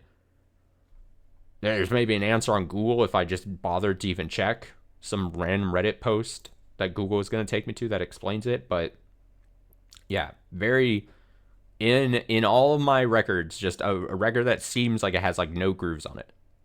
I don't know what it is. I don't know what the magic is. I can't explain it well. But yeah, there's that interesting fact. And then, like I said about it on Discogs, that is, I had to make the entry for it because no one else was going to. So I had to be the nervous one to be like, hey, I'll I'll do I'll fucking do it. Um oh, look at that. Why did I what was I doing with that shot? Why did I think I was cooking there? Woo, from the top. Woo. It's the lyric sheet and it's got some a little like I don't know what you would say, this mood setting little writing there on the left. This is, I talked about this with the other Death Stranding 2, but this album, the Woodkid album from earlier in this video. But this is the actual score to Death Stranding 2, so not the music from Woodkid that's got like lyrics and all. This is just the score done by that other person whose name escapes me, but I could easily find it. Ludwig Forsell, I believe. I'm probably mispronouncing that, but he did it for the first game of Death Stranding, and he was brought back for the Death Stranding 2. And I didn't get the score to Death Stranding 1. I just got the music to Death Stranding 1. But for some reason, I was really into getting both the Woodkid album and then this as well, the score to the game as well. So this is a triple. I take the little, it's got those like paper little, I don't know if technically that's an Obi strip, but whatever. It is a triple LP and it is one of those that unfolds. So again, awkwardly try to show off all sides of this unfolding monster. There I go. Here I go. Oh, awkward. Look at me. Look at past me. Don't know how to show that off. I was too lazy to get up and show. But technically, all three of the records are pressed differently. So I think I pull and show all of them. Obviously, a very heavy black and gray and white like color scheme to them all. And a beefy listen because it's all three LPs. So this one's a zoetrope thing. I think I'd attempt to try to like spin it. Look, you can see the moving pictures by my slow twisting of the record. But yeah, you can imagine as you're playing this, if you've got certain lighting conditions or you look at it as a certain frame rate, you can see moving pictures of the little, what are they called? Cryobite things? I love Death Stranding 1 and 2, and I forget what the little bugs are called. They're like cryobites. To be fair, their use is less important in the second game than in the first game. So it's not really on me, you know? So that's disc 2. And then disc 3, again, slightly different kind of pressing, but still has that color scheme to it. Why do I shake it like that? I have no idea. Oh, I spin it. Look at that. Nice little effect on it. Wonderful. You can see my reflection of that. And then speaking of video games, this was ordered a little while ago last year, but it came in this year from Very OK Vinyl. Again, a very good game from the last couple years. Was it 2024 technically? It wasn't 2025. I think it's 2024. 1,000 Times Resist. Highly recommend the game. Very interesting experience. And then got the soundtrack. I remember getting through 1,000 Times Resist and then being like, if they ever get this on vinyl, day one I will order it because I don't know. I was just like, if they are able to release this and press this, I was like, I'll do it. And then months after the game released, they actually got it. So yeah, 1,000 Times Resist got a cool little silvery lettering there that I try to show off, reflective kind of thing. Again, this is going to be another trifold 3LP thing, so I awkwardly try to hold it. You're going to get to see my dumb face again as I try to do that. It's got artwork of the different sisters, as they're called, in the game. It's not going to make much sense if you didn't play the game or don't know about 1,000 Times Resist, but highly recommend. There was 2 different variants, too, that you could get it. So there's like 6 main sisters in the game. And there's one that had 3 different characters, and then there's one that had the 3 characters I got, and you'll see color scheme wise what I'm talking about. But I got the Knower, Healer, and Bang Bang Fire character variants one, so you'll see that here in a sec. Oh, there we go. Looking at the camera to see how I'm holding it. Little insert there for the vinyl, and then the track list. Great. And then you'll see here in a second, I show this off. Very OK Vinyl. First time I had ordered from Very OK Vinyl. I was unfamiliar with your game, Very Okay Vinyl. Massive shout out to them as a retailer. um, all three of the records in the package, this is the first time I'd seen something kind of like this, is all three of them were shipped inside of these really high quality, like, inner sleeves. I show off here, they're Very Okay Vinyl inner sleeves, master sleeves they call them, which is just high quality. Because if you ever record collect or anything, the thing that houses the actual vinyls once you buy a record, the quality of those things that hold the records themselves, you get all different kind of quality stuff. Like you, even in this video or years prior, you'll see sometimes they come in like paper sleeves, sometimes they come in those like rice paper sleeves, sometimes they come with like anti-static paper, sometimes it's clear, sometimes it's got a hole cut in it. Like it ranges so widely, and wildly. And I was just massively impressed. This is the first time I think I've ever ordered something and it came with these higher quality like inner sleeves, which I was like, okay, Very Okay Vinyl. Not what I was expecting from you guys, but okay, I respect it. So I think I show off all three discs. So again, you'll see it'll have it's both color scheme and then obviously the label is going to be based on the different characters. So this is Knower from the game Thousand Times Resist. Again, won't make much sense if you don't know the game, but you should. This is Healer. This is the Healer disc. Very pink and black splatter. I think they all had black splatter on them, but then they're like the purple one. It's got that nice purple and blue half and half. They are half and half and then have the black splatter. This is like pink, and then what's the other one? Is it just lighter pink, like shade? There, and then the black, yeah. And then Bang Bang Fire, BBF, as we call it, is going to be the third one, which is an orangey color. Yeah, there you go. Darker orange and then a light orange. Again, if you hear me say bang bang bang orange, bang bang fire, and you're like, what the hell are you talking about? I'm not gonna go into the game, but if you play the game, oh, does it make sense? Oh, it's kind of yellow. It's not orange, right? Yellowy orange. I think it is actually more orange than this camera shows. I think my poor lighting makes it not seem. It's like yellow and orange. Kind of orangey, light orange. Yellow dash orange, I'll say, for that. Now we're getting into the final few. I think we only have actually 3 more, and we're almost at 2 hours, so I kind of failed.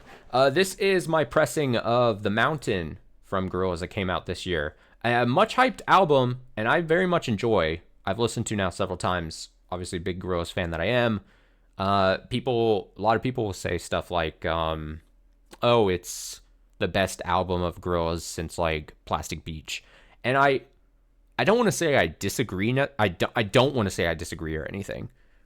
I will say that there are albums between Plastic Beach and The Mountain that I actually really, really, really enjoy, and I think don't get enough credit. But I think people say that because I think people generally are drawing the parallels between the cohesiveness and the concept of the albums, because both The Mountain and Plastic Beach very much have very clear, I keep saying the word concept, very like a theme, like very thematic, like journey to them, basically. So I think that's why people draw the parallel between The Mountain and Plastic Beach as far as Gorilla albums go. But yeah, this is, I've lost count how many times we've said Blood Records here in this video so far. But this is another Blood Records / Bad World, kind of like the Haley Williams album earlier. This is going to be liquid filled. I show off the middle thing. I really like this gatefold artwork that Jamie did with obviously the band members Gorillaz and then all the collaborators on this album. Just a very cool idea to have everyone shown and showcased there. In the inner bit of that. This is the track list included of important note, maybe. I don't know why I was looking off to the side there, but this is the first album by Gorillaz that they self-released on their new label Kong Studios, like just label. I think it's just Kong, right? Kong, yeah. Previously they were with Parlophone, and they've made like a big deal that they like basically wanted to be kind of on their own.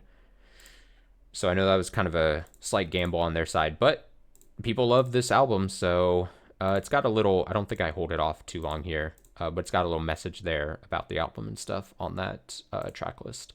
And then I show off things that hold the records. It's got these cool pictures of the 4 band members. So I show off, so if you'll remember, during the Hayley Williams thing, I said both records were liquid filled, and that's why it was so thick. And it was weird because Blood Records and Bad World do usually for double LPs, they'll do one disc that is liquid filled, and then they'll do just a solid color or like a color variant for the second LP. And that wasn't the case for the Hayley Williams one. This is the case for this one. So the second disc is just going to be, you'll see here, not liquid filled, but just like this yellow with the splatter, some like white creaminess to it. Obviously, fucking noodle looking iconic on the labels, band member pictures. I show off this one. This is going to be the liquid filled disc here in a sec. You got 2D, you got noodle there. Then I take it out. And honestly, just a really cool and pretty pressing. Let's be real. Very more viscous, or I guess you'd say less viscous.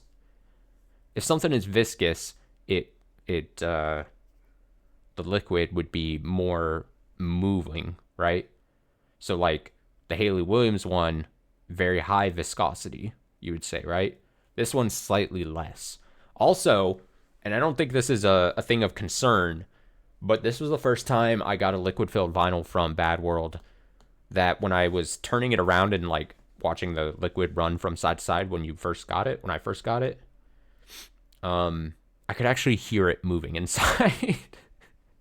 And I don't think that's a problem. I think it's just how it's constructed or the amount of liquid in it maybe or something. But as you like, you can almost hear it like sloshing around as you like turn it around. I think I hold it up. Do I hold it up to my ear? I don't know. But yeah, really cool look to it. I think I show the other side because technically the other side's very whitey, like white, that cream white kind of like color. Kind of gives it a different look. Like it almost looks like I'm showing like a white reflection off of it with how white it is on the other side. But that's actually how it's kind of like it almost looks like a shine from like a window or something. But that's not the case. It's just that on the other side. So very cool. We got 2 more. We're going to get this under an hour or 2 hours. I swear. This is, if I don't think about it too hard, probably my favorite album of last year. Nina Geraci's I Love My Computer. Very, very solid album. I didn't jump on the first releases of it on vinyl. And then I saw the opportunity of getting this one, which you'll see here has this hand-done like alternate artwork. So I don't know how familiar, if you're seeing this, you are of the actual album artwork of I Love My Computer by Nina Geraci. But it's basically a picture of her amongst all of this cluttery mess. Very cool album artwork, the original picture. But this one was an artist did basically artwork of that same picture. And I thought that was really cool. I know there are some people out there that are like, it's lesser than, it's not as cool as the actual photo. There are some people that are like, I wish they repressed it and included just the actual album artwork or whatever. I'm not one of those people. I'm like, I think this is really cool, actually. I really like it. It fits with the whole thing. So when I had the chance of buying it, they had 2 color schemes. They had basically, they had it black and white like this, or they had it in blue and white. And I was like, oh, black and white seems really cool. And then also changed the the pressing of the actual vinyl record itself. Again, I thought black and white was a better color scheme than blue and white, but there we go. Show the gatefold. And then the album. Again, if I don't think too hard, I think it's probably my favorite album last year. It's a really solid listen from front to back, especially the first half of the album. Just from track to track runs so well together. Definitely does that thing where, like, if you just listen to a track off of I Love My Computer, you're like, oh, that's a really good thing. But, like, she did a really good job of, like, blending tracks from, like, one to the next. I'm always a sucker for that kind of effect for albums when you have, like, tracks that will, like, run together really well when you're just playing it. It's just cool. And then, yeah, just like it's my second album of this, or vinyl of this video, where it's just half black, half white split there. But yeah, I Love My Computer by Nina Giraci. Very good. And then the last one, the last vinyl record of year 3 was Underscore's Fishmonger, which this is a 5-year anniversary pressing. It's funny because last year I was really slow on getting on the Underscores train, and I was joking always constantly about last year. I think I kept going, like, in my head at least, I'm like thinking like, oh, I would say like, oh, 2025, the year of Underscores. And I was saying that because Underscores doing a lot of stuff musically last year that I was really a fan of, but it was really the year, obviously Underscore's been around for quite some time, and I'd only really started listening to Underscores last year. So kind of ironic when I'm saying like, oh, the year of Underscores is 2025. So really got into Underscores last year, and this year she just released that album just like a couple weeks ago. That's actually also really good. But this is one of the earlier Underscores albums, Fishmonger. And they did, like I said, 5-year anniversary pressing here, and that's this package here. And I was like, you know what? I definitely do want that. So I ordered it. Not too long ago, actually. This is, again, timeline-wise, the most recent addition to the collection. There it is, showing the gatefold. Look at that picture of her there. A poster, fish of New Monger, and then each track gets a different fish. That's cool. I like fish. Different fish pictures. I think at least this pressing, I think has the original album of Fishmonger, and then it's got some like remixes on it.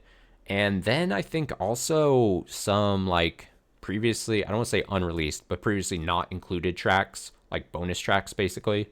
So I think the first LP is the original album, and then you have some remixes on the second, and then on the other side you've got just like some like bonus tracks from Underscores.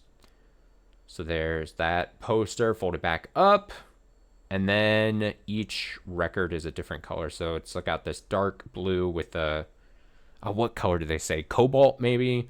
Got this almost black, such dark blue that's almost like black, like middle section to it. I'm holding it up. I'm going to. Oh, before I show the second one, I show included in this anniversary pressing is this there you go, Dead Air Legacy Edition. It's a lyric book, actually high quality glossy paper. I think I flipped through it a bit here. I don't show every page or anything, but lyrics and cool pictures. Again, I'm a sucker for the little accoutrements included with albums. More fish pictures. Big album for fish heads. If you like pictures of fish, this is the one for you. Oh, there I go. I show the second one. So the second one's lighter, and then it has the regular blue like thing in it. Look at that. I'm such a good model. And then I think that's it. That is the last second of this video. Look at that. We did it. I went through the whole collection over the last year. I think I didn't say it at the start. But it was funny because I think at the start of year 3, I said I was going to probably be the year where I don't get that much. And then I think this was the year I added the most to my collection. I did it was like 30 something. It was like 30 34, 33, 35, something along those lines. So I guess I'm just a dirty, dirty liar. But I will say year 4, this now upcoming year, probably will be my least big collect. Like I'll probably add the least to my collection this year. I'm calling it now. I think I'm going to go a lot less hard on adding to the collection this year. That's a personal guarantee. And I don't know why. I don't have evidence to back this up, but I think I'm going to take it a little slower this year. Because vinyl collecting is expensive. That's not the only reason. And who knows? Who knows? I might be a big liar. Good, cool collection. Thanks. Let's see. Scrub through all this. Oh, man. You can see me in here. I'll go and just... whoop. Okay. You get some quick flashes of me and a bunch of records. Oh, man. So many. Like I said, I forgot the exact number, but it's like 30 something. I knew at some point. 30 something records. Less than a 30-minute video that I stitched together here, and then I talked about it for about 2 hours, which is crazy because I thought we were not going to get to 2 hours. But never underestimate my ability to yap. Yap. All right. That will do it then. So that was year 3. That's the year 3 showcase. And then if I probably will have a year 4 in about a year's time from now. But it'll be shorter. It'll be a shorter video because I'll have less. I definitely will pick up less. Again, the guarantee. Promise. Those dead eyes. These dead eyes promise. That dead eye stare. That's the promise.